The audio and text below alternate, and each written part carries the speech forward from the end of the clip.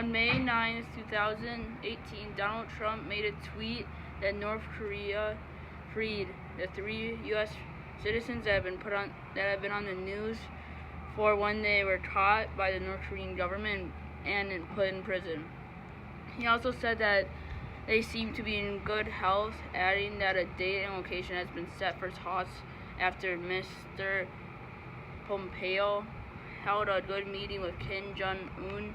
Since the end of the Korean War, 3,835 South Koreans have been taken by the North. Of those, 3,319 were allowed to return or escaped. According to a study by the Asian Institute in Seoul, that means that there are 516 people whose fate in North Korea is not known.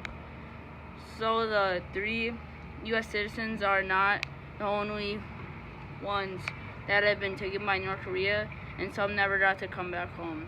Some 200,000 people are believed to be in prison in North Korea without due process, according to the Committee for Human Rights in North Korea.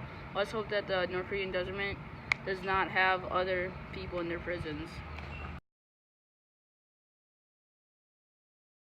A recent scare of former Cleveland Brown quarterback Johnny Manziel had the sports world shocked for a small moment of time. It was a day off for Johnny, and he was getting ready for the day by taking his medication for his bipolar disorder. The doctor just prescribed him a new medication for his disorder. He immediately felt, in quote, dizzy and lightweight. The doctor told him if he felt any of these symptoms that he was immediately to report to the nearest hospital for further assistance. After keeping him in for inspection, he was accounted for as perfectly fine. Are you still drinking? No. Not drinking at all? I'm not. Because here's the way I look at it. Going back throughout the last couple years of my life, I was self-medicating with alcohol. Like, that's what I thought was making me happy and helped me get out of that depression to a point of where I felt like I had some sense of happiness. But at the end of the day, you're left staring at the ceiling by yourself, and you're back in that depression and back in that hole, that dark hole of sitting in a room by yourself, being super depressed, thinking about all the mistakes you've made in your life.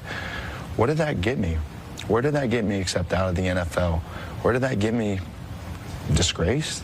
And I went a solid 5 months until I really fell back into like a little bit of a depression where I didn't drink, I didn't do anything, but still, I was going to therapy. And the difference that I know this year is I started taking a look at my mental health a little bit and making it a priority in my life, and Bree making it a priority in my life, to where I'm taking medication for bipolar, and I'm working to try and make sure that I don't fall back into any type of depression, because I know where that leads me, and I know how slippery of a slope that is for me.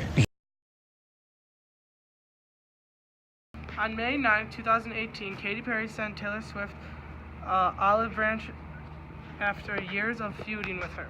A couple of years ago, someone called me a snake on social media, and I caught it, she told the audience at one point during the show. Then a lot of people were calling me a lot of things on social media, and I went through some really low times. For a while, because of it, I went through some times when I didn't know if I was going to get to do it anymore. Cut.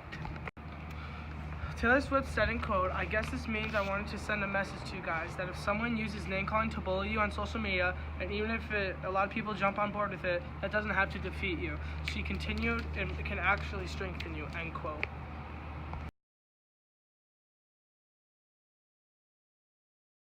Have a good day. Hope you enjoyed this. Remember, you're perfect just the way you are. And please have us get an A+ on this project. Please.